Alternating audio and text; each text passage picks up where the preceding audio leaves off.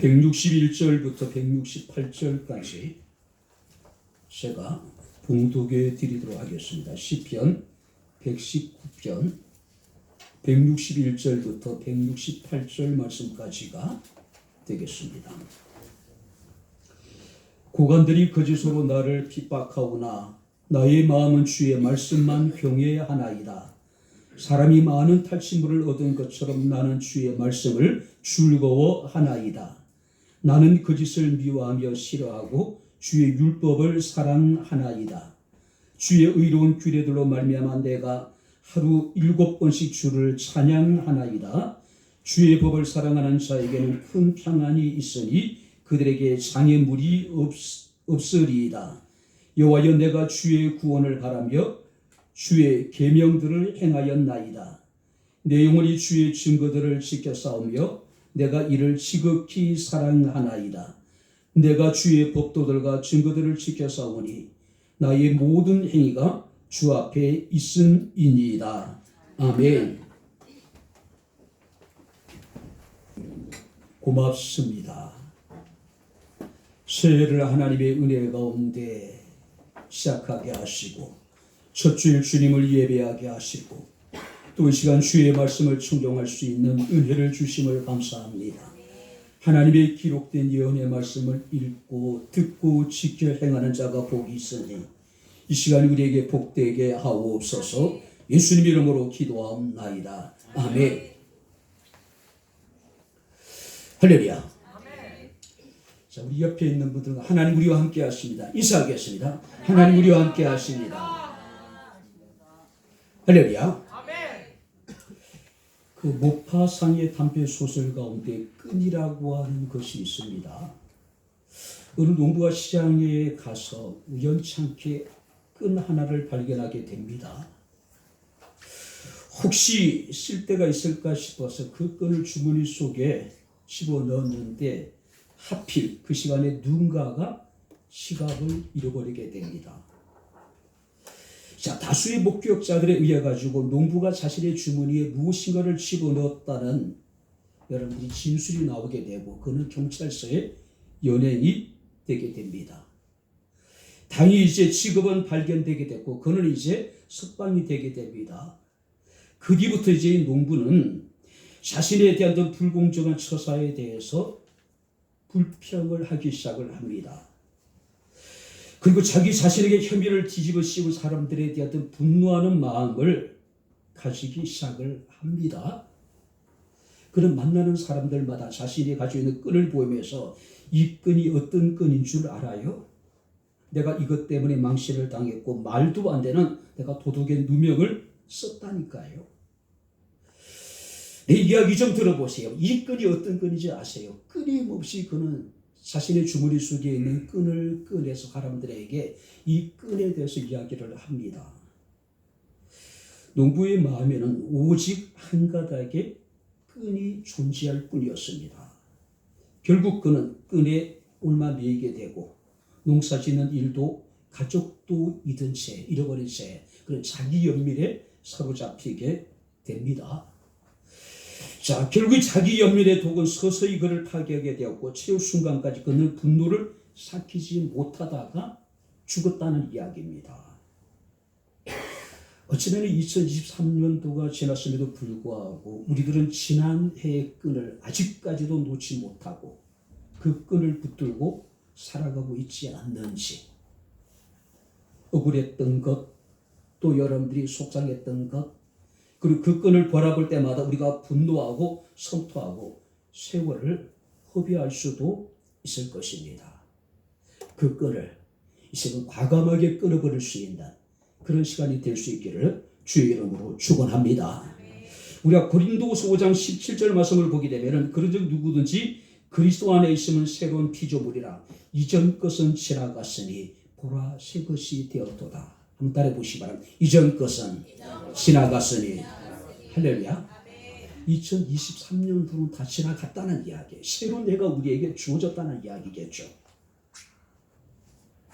뿐만 아니라 이사야 43장 19절 말씀을 보게 되면 보라 내가 새 일을 행하리니 이제 나타낼 것이다. 하나님은 2024년도를 통해서 우리에게 새 일을 행하기를 원하고 계십니다. 할렐루야.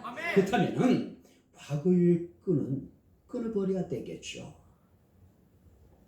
사도 바울은 빌립보교회 성도들을 향해서 이렇게 이야기합니다. 오직 한 일, 즉 뒤에 있는 것은 잃어버리고 앞에 있는 것을 잡으려고 표대를 향하여 그리스도 예수 안에서 하나님이 위에서 부르신 부름의 상을 위하여 달려가노라. 뒤에 있는 것은 잊어버리고 오직 하나님께서 우리에게 위에서 부르신 그 부름의 상을 향하여 내가 열심히 달려가겠다는 이야기겠죠.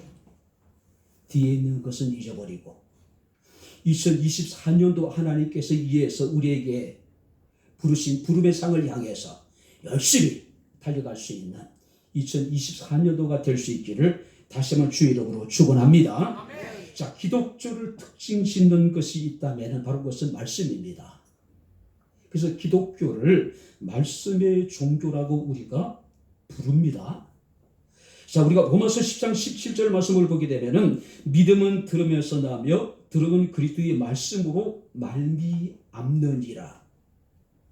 자, 뿐만 아니라 디모데후서 3장 16절 말씀을 보게 되면은 성경은 하나님의 말씀이며 신앙과 행위의 유일한 규범이라고 이야기를 합니다. 그래서 모든 성경은 하나님의 감동으로 된 것으로 교훈과 책망과 바르게 함과 의로 교육하기에 유익하니 이는 하나님의 사람으로 온전하게 하며 모든 선한 일을 행하기에 온전하게 하려 합니다.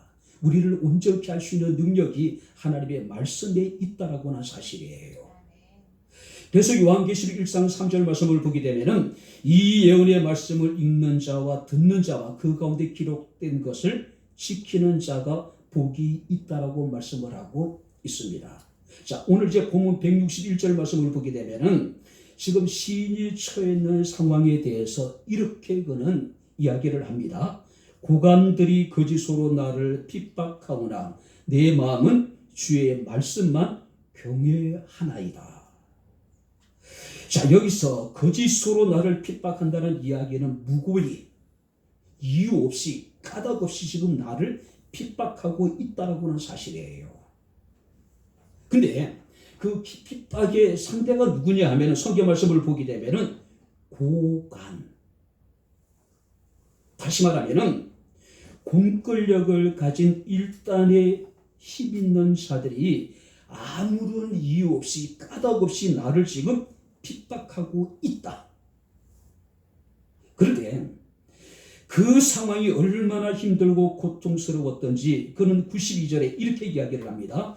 주의 법이 나의 줄곰이 되지 아니하였더라면 내가 내 고난 중에 멸망했을 것이다. 내가 환난과 고난 속에서 하나님의 말씀이 나의 줄곰이 되지 않고 하나님의 말씀이 내게 위로가 되지 않았다면 나는 이미 멸망했을 것이다. 나는 죽어버렸을 것이라는 이야기예요.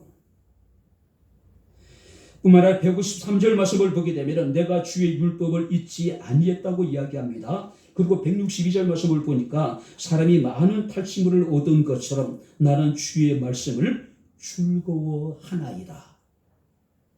자, 유진 피터슨 목사님의 메시지 성경에 보니까 이 본문을 이렇게 번역해 놨더라고요. 돈벼락을 맞은 사람처럼 나는 주님의 말씀으로 황홀합니다. 마치 내가 돈벼락을 맞은 것처럼 하나님의 말씀으로 말미암아 내가 지금 황홀하다는 이야기예요. 이런 감격이, 이런 기쁨이 우리에게 있기를 주의 이름으로 축원합니다. 말씀이 우리에게 기쁨이 되는데 그 말씀으로 인한 기쁨이 얼마나 크든지 마치 돈벼락을 맞은 것처럼 내가 지금 황홀하다는 이야기예요. 자, 시인은 사람이 많은 탈취물을 얻은 것처럼 나는 주의 말씀을 즐거워한다. 내가 주의 말씀을 기뻐한다. 괴로운 상황 속에서도 오직 하나님의 말씀을 붙잡고 하나님의 말씀을 따르고 그 말씀을 자신의 삶의 가장 큰 기쁨으로 그는 여기고 있다는 이야기예요. 자, 그렇다면 우리가 주의 말씀이 기쁨이 되게 하라. 구체적으로 우리가 주의 말씀이 기쁨이 되기 위해서는 우리가 어떻게 해야 될까요? 그 의미가 어떤 의미일까요? 우리가 몇 가지로 함께 살펴보면서 이 아침에 함께 은혜를 나누도록 하겠습니다. 한번 따라해 보시기 바랍니다. 주의 말씀이 기쁨이 되게 하라. 할렐루야. 말씀이 기쁨이 되게 하라. 2024년도가 녹록지 않을 겁니다. 자, 그래도 불구하고 말씀을 통한 기쁨이 우리의 삶 가운데 충만할 수 있다면 얼마나 좋을까요? 얼마나 행복할까요? 말씀이 우리의 세상을 살아가는 데 힘이 됩니다. 할렐루야. 때로 고난과 환난과 역경 속에서 말씀이 우리에게 위로가 된다는 이야기죠. 자, 그런데 첫 번째 163절 말씀을 우리 다시 한번 같이 읽겠습니다. 나는 거짓을 미워하며 싫어하고 주의 율법을 사랑하나이다. 나는 거짓을 미워하고 싫어하고 나는 주의 율법을 사랑합니다. 자, 그리고 113절 말씀을 보게 되면은 내가 두 마음을 품은 자들을 미워하고 주의 법을 사랑하나이다. 그리고 97절 말씀을 보게 되면은 내가 주의 법을 어찌 그리 사랑하는지요 내가 그것을 종일 작은 소리로 읊조리나이다. 자, 시인이 하나님의 말씀을 얼마나 사랑했든지 종일토록 작은 소리로 읊조렸답니다. 얼마나 사랑했든지 두 마음을 품은 자들을 미워했대요. 그리고 자신은 주의 법을 사랑했다라고 여기에 말씀을 하고 있습니다. 우리가 주의 말씀을 사랑한다는 이야기는 주의 법을 사랑한다는 이야기는 그 말씀을 주신 주님을 사랑한다는 이야기겠죠. 그렇지 않습니까?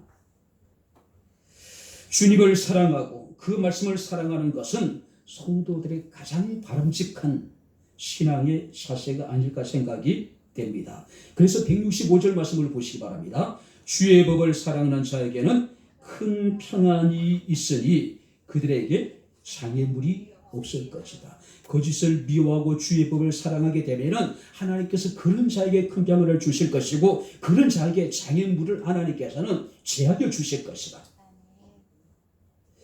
자, 여기서 큰 평안이라고 하는 것은 세상이 주는 것과는 근본적으로 다른 평안. 세상이 줄 수 없고 세상이 알 수 없는 평안. 바로 이 평안이라고 하는 것은 하나님과의 언약 관계에서 비롯된 완전하고 확고부동한 평안. 자, 사람들의 평안이라고 하는 것은 상대적인 것입니다. 그러나 하나님께서 우리에게 주는 평안이라고 하는 것은 큰 평안인데 이것은 절대적인 평안이라는 거죠. 어떤 상황 속에서 누릴 수 있는 평안이라는 거예요. 그래서 요한복음 14장 27절 말씀을 보게 되면은 평안을 너에게 끼치노니 곧 나의 평안을 너에게 주노라. 내가 너에게 주는 것은 세상이 주는 것과 같이 아니하리라. 세상의 평안이 아니라 하나님께서 우리에게 주시는 참된 평안을 누릴 수 있기를 주의 이름으로 축원합니다. 뿐만 아니라 주의 법을 사랑하는 자들에게는 장애물이 없을 것이다. 전혀 문제가 없다는 이야기가 아니겠죠. 실제로는 지금 시인은 우리가 161절 말씀을 보니까 고관들이 거짓으로 나를 지금 핍박하고 있는 상황이에요.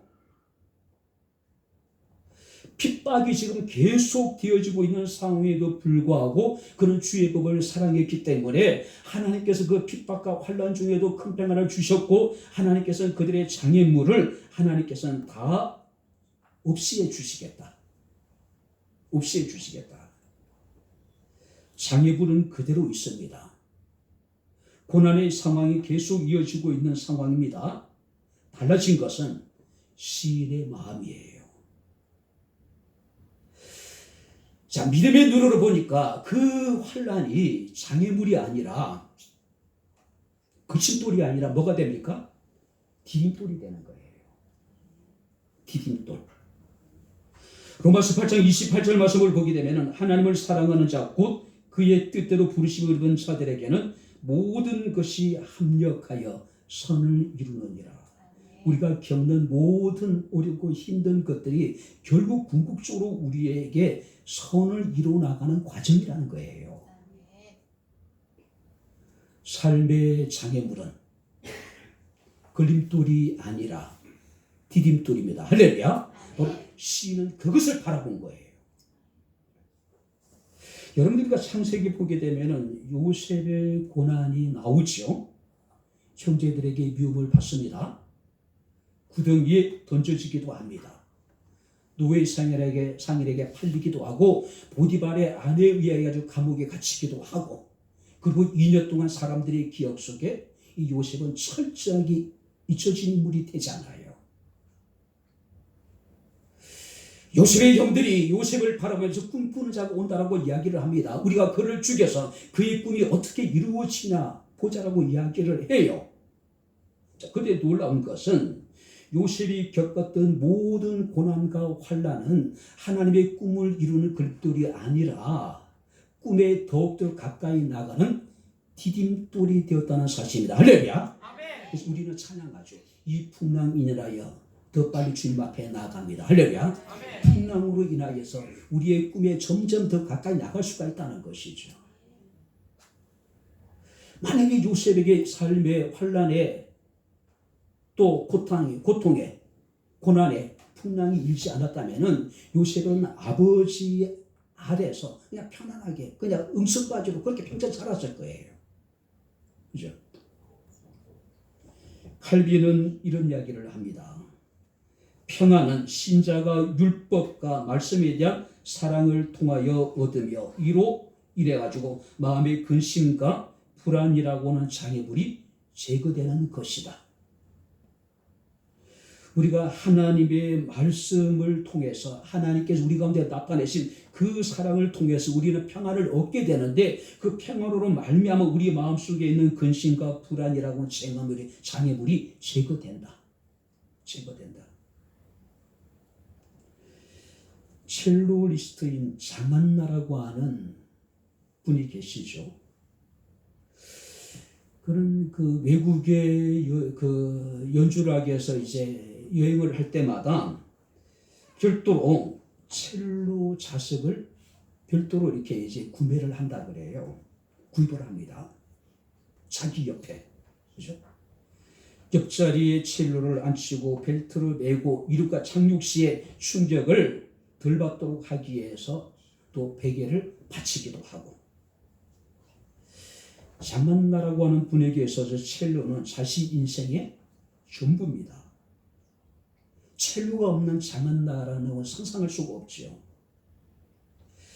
누구보다도 자신의 첼로를 사랑합니다. 소중하게 여깁니다. 왜냐하면 그 첼로가 장만나에게 모든 명예와 부와 행복을 안겨주기 때문에 그래요. 자, 그렇다면 하나님이 우리 인생의 전부가 된다면, 세상에 무엇보다도 우리가 하나님을 소중하게 여기고 하나님을 사랑한다면 첼로가 장한나에게 온갖 부와 명예를 안겨주듯이 하나님께서는 세상의 가장 아름다운 것으로, 가장 좋은 것으로 우리를 축복하지 않으실까요? 우리가 시편 18편은 굉장히 유명한 성경 구절이죠. 특별히 1절 말씀은 대부분 그리스도인들이 익히 암송하고 있는 내용들이죠. 나의 힘이 되신 여호와여, 내가 주를 사랑하나이다.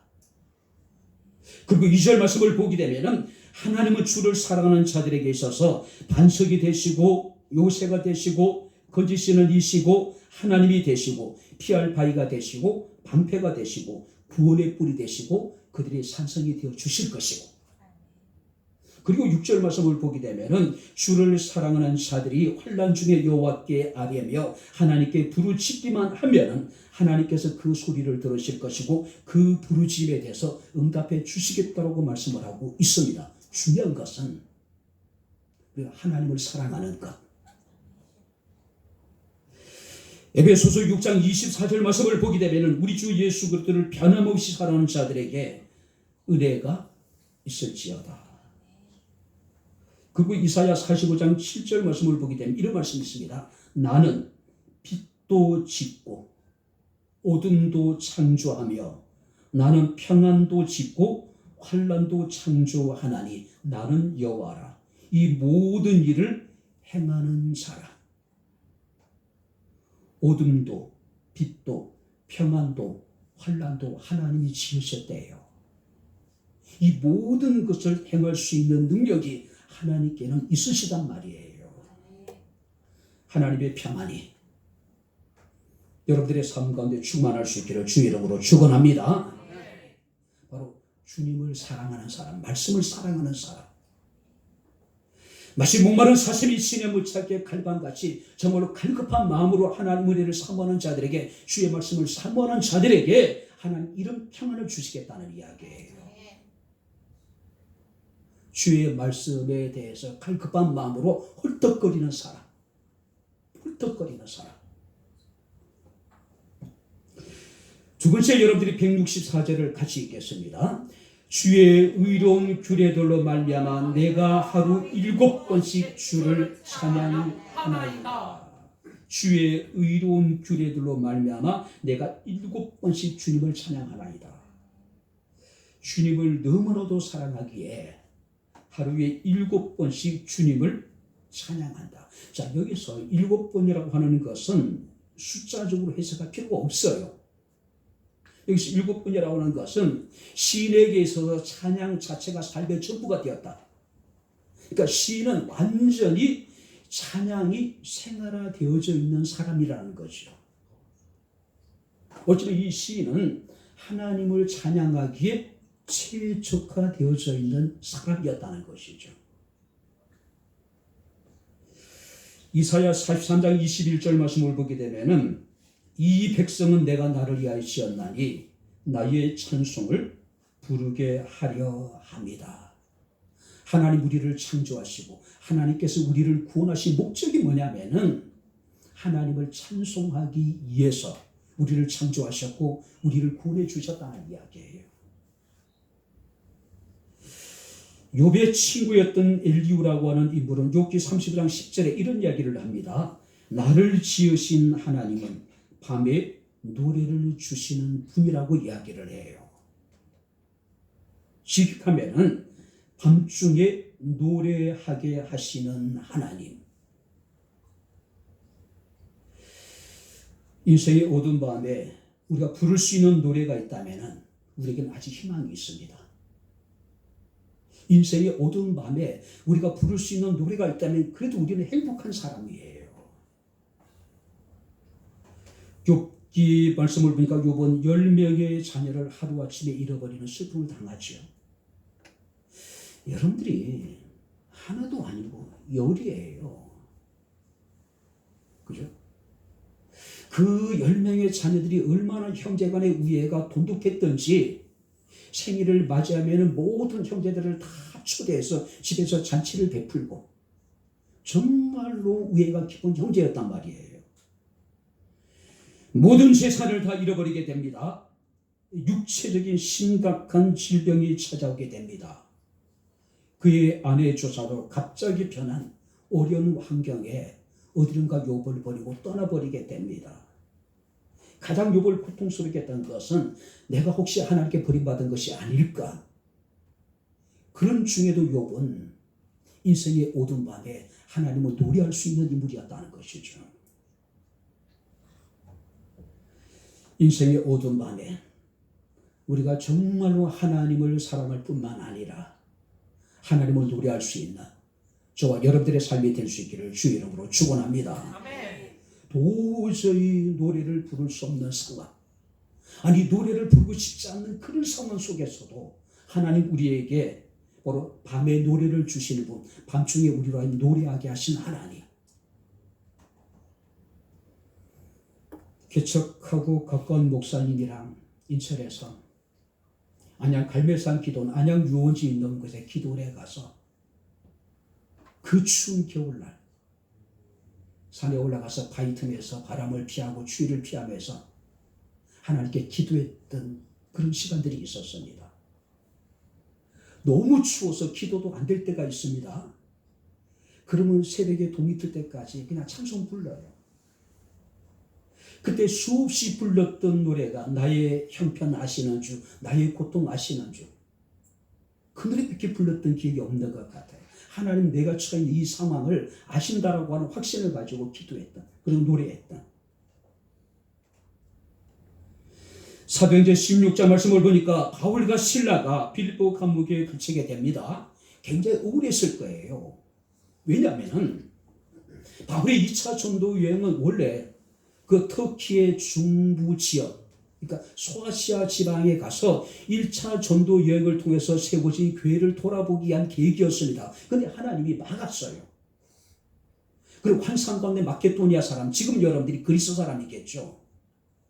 마케도니아 사람이 나타나서 건너와서 우리를 도우라는 이야기를 듣고 이 바울과 실라는 그것이 하나님의 뜻인 줄 알고 순종을 해요.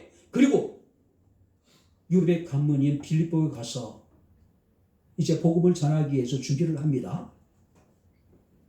그때 그는 이제 풍기문란이라고 하는 죄로 이래가지고 감옥에 갇혀요.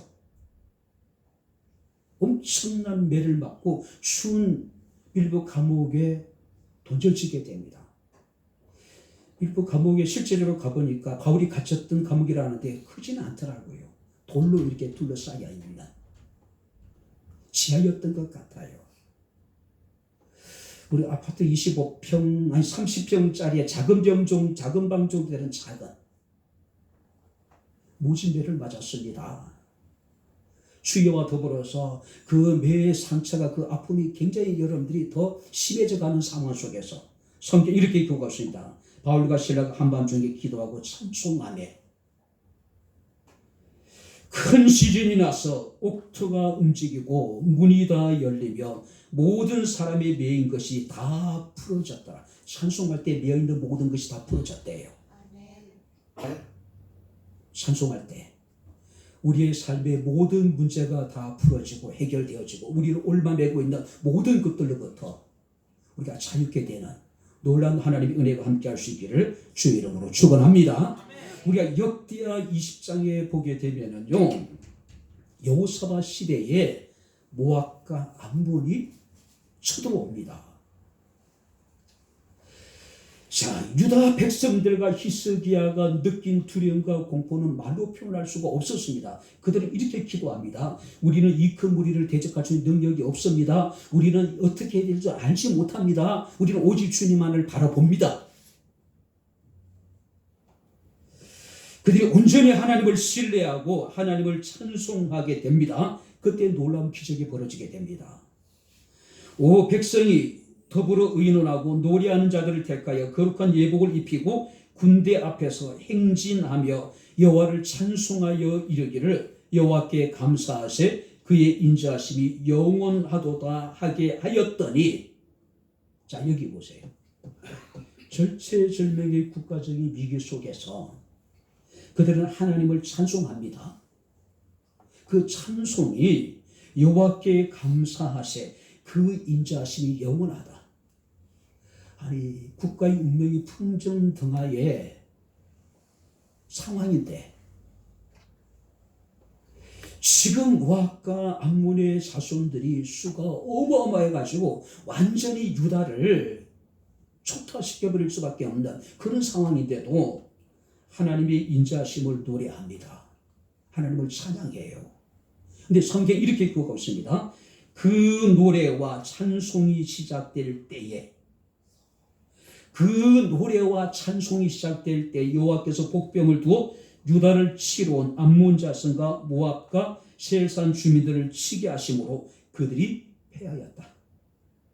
그들이 노래하고 그들이 찬양했을 때 하나님이 친히 그들 가운데 역사하셨다는 이야기예요. 특별히 성경 말씀을 보니까 치게 하심으로. 무슨 얘기일까요? 하나님의 방법으로 모압과 암몬과 세일산의 자손들을 하나님께서는 다 물리치셨다. 한번 따라해 보시면 하나님의 방법으로. 하나님은 우리가 생각할 수 없는 방법을 통해서 유다와 히스기야를 구원해 주셨다는 이야기예요. 생각할 수 없는 방법. 내 생각과 하나님의 생각은 다릅니다. 할렐루야. 내 뜻과 하나님의 뜻이 달라요. 내 길과 하나님의 길이 다르다는 사실이에요. 우리 생각으로 하나님의 역사를 제한해서는 안 돼요. 그냥 우리는 전능하신 하나님을 믿고 하나님을 찬송하는 겁니다. 그러면 하나님은 하나님의 방법대로 우리가 상상할 수 없는 방법을 통해서 우리를 구원해 주실 것이고 우리에게 하나님께서 은혜를 베풀어 주실 것이라는 것이죠. 히브리서 기자는 히브리서 13장 15절에 이러므로 우리가 예수로 말미암아 한번 따라해 보시기 바랍니다. 항상 참회의 제사를 드리자. 할렐루야. 우리의 찬양이 구약의 제사장들이 아침 저녁으로 드려지는 3번제와 같이 하나님 앞에 연락되기를 하나님 원하시고 계시니 우리가 항상 찬미의 제사를 구약의 제사장이 아침 저녁으로 제사를 드린 것처럼 우리가 하나님께 찬송하자는 이야기예요. 말씀이 기쁨이 되기 위해서는 우리가 항상 하나님을 찬송하는 겁니다. 그것이 우리의 제사가 되어져서 하나님께서 기쁘시게 받아주시겠다는 이야기예요. 마지막으로 166절을 같이 읽겠습니다. 여호와여 내가 주의 구원을 바라며 주의 계명들을 행하였나이다. 내가 주의 구원을 바라며 주의 계명들을 행하였나이다. 하나님의 말씀을 너무나도 사모했기 때문에 말씀을 지켜고 말씀을 행하였다. 어쩌면 시편 119편의 저자는요 누구보다도 순종의 즐거움을 그는 맛본 인물이 아닐까요? 누구보다도. 그래서 우리가 166절 말씀을 보게 되면은 주의 계명들을 행하였나이다. 그리고 167절 말씀 보니까 주의 증거를 지켰다라고 이야기를 합니다. 그리고 168절 말씀을 보니까 주의 법도와 증거들을 내가 지켰다. 자, 그런데 167절 말씀을 보게 되면은 내가 주의 말씀을 지극히 사랑했대요.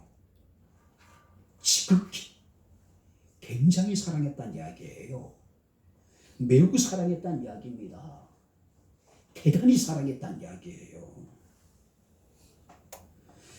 주의 말씀을 너무나도 사랑했기 때문에 말씀을 행하고 말씀을 지켰다. 말씀에 순종했다는 이야기예요. 특별히 우리가 33절 말씀을 보게 되면은 여호와여 주의 율례들의 도를 내게 가르치소서 내가 끝까지 지키리라. 그리고 101절 102절 말씀을 보니까 내가 주의 말씀을 지키려고 발을 금하여 모든 악한 길로 가지 아니하였사오며 주께서 나를 가르치셨으므로 내가 주의 규례들에서 떠나지 아니하였나이다. 자, 여기 보세요. 무슨 얘기냐면은 많은 환난 중에도 하나님의 말씀이 자신의 기쁨이 되었기 때문에 그는 주의 말씀을 지켰고 그 다음에 지키고 그리고 영원히 지킬 것이다.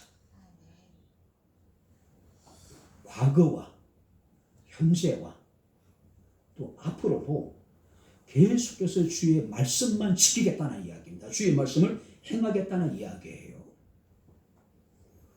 그래서 요한계시록 1장 3절 말씀이니까 이 예언의 말씀을 읽는 자와 듣는 자와 그것을 기록한 것을 지키는 자가 복이 있는 겁니다. 말씀을 지킴으로 복 있는 저와 여러분들의 삶이 될 수 있기를 주의 이름으로 축원합니다. 이제 말씀을 마치도록 하겠습니다. 1924년도 파리올림픽 육상 금메달리스트 에릭 니들 불의 전차라고 하는 영화도 나와 있죠.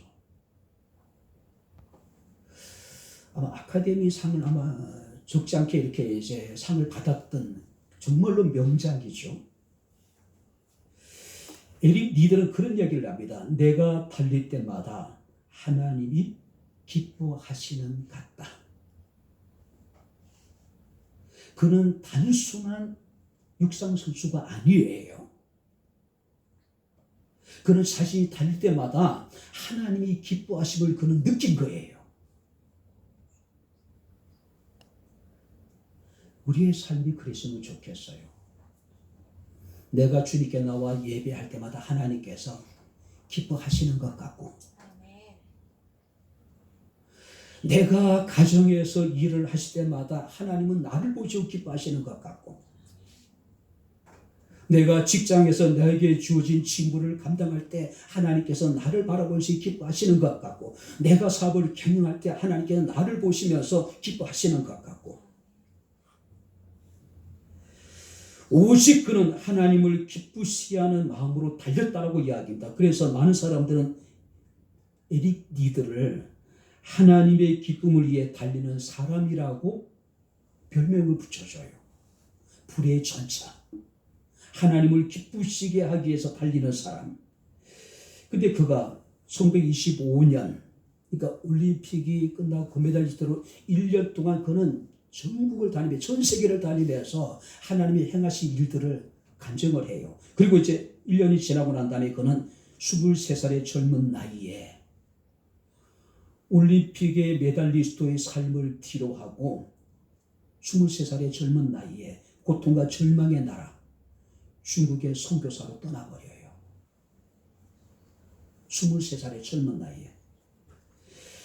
그는 중국 우지에서 청년들에게 복음을 전하고 농촌 선교에 전적으로 헌신을 합니다. 그리고 이제 태평양 전쟁, 세계 2차 세계대전 때에 일본군 치하 수용소에 여러분들이 갇히게 됩니다. 1945년. 그런 수용소 안에서도 열정적으로 주의 복음을 전하게 됩니다. 주의 사랑을 전하게 돼요. 그런 열악한 환경 속에서 몸이 약해지게 되고 결국 뇌출혈로 쓰러지게 됩니다. 제대로 치료를 받지 못하고 그는 1945년 43살에, 그러니까 중국에 간 지 딱 20년 만에 2차 세계대전이 끝나기 얼마 앞두고 하나님의 부르심을 받고 바로 소천을 하게 됩니다. 그는 누구보다도 하나님을 기뻐했던 사람이고, 그는 누구보다도 하나님을 기쁘시게 하는 사람이었다. 많은 사람들의 평가는 그러합니다. 느헤미야 8장 10절 말씀을 보게 되면은 여호와로 인하여 기뻐하는 것이 너희의 힘이다라고 이야기를 합니다. 말씀이 기쁨 되기를 주의 이름으로 축원합니다. 할렐루야. 말씀이 기쁨이 되게 하라. 말씀이. 주의 말씀을 사랑하는 사람입니다. 주의 말씀으로 말미암아 하나님을 찬양하는 사람입니다. 오직 주의 말씀을 순종하는 사람입니다. 2024년 말씀이 기쁨이 되게 하라. 우리 크게 한번 외쳐보겠습니다. 말씀이 기쁨이 되게 하라. 시작. 말씀이 기쁨이 되게 하라. 할렐루야. 말씀이 기쁨이 되는 삶, 행복한 복된 2024년이 될 수 있기를 주의 이름으로 축원합니다. 기도하겠습니다. 좋으신 아버지 하나님, 우리 아버지 하나님의 은혜와 사랑을 진심으로 감사합니다. 새로운 해가 시작이 되어졌습니다. 새로운 해의 기대와 설렘, 희망을 갖고 시작했지만은 우리의 현실은 달라진 것이 아무것도 없는, 때론 우리의 현실 앞에 우리는 좌절하고 절망할 수밖에 없지만은 말씀이 기쁨이 되게 하시고 말씀으로 인한 기쁨으로 인하여서 녹록지 않겠지만은 2024년을 믿음으로 승리할 수 있는 백향목교회 사랑하는 모든 주의 성도들이 되게 하옵소서. 말씀을 사랑하게 하시고 말씀으로 인하여 하나님을 찬양하게 하시고 말씀을 마음에 새기며 기뻐하며 즐거워하며 순종케 하옵소서. 오직 말씀이 기쁨이 되게 하옵소서. 예수님 이름으로 기도하옵나이다. 아멘. 이제는 우리 주 예수 그리스도의 은혜와 하나님의 크신 사랑과 성령님의 교통 교제의 제 충만 역사 인도하시니 말씀이 기쁨 되기를 원하는 주의 사랑하는 모든 성도들 머리머리에 저들의 가정과 직장과 사업장과 이 교회와 이 나라 이 민족 이에 지금부터 영원토록 함께 있을지어다. 아멘.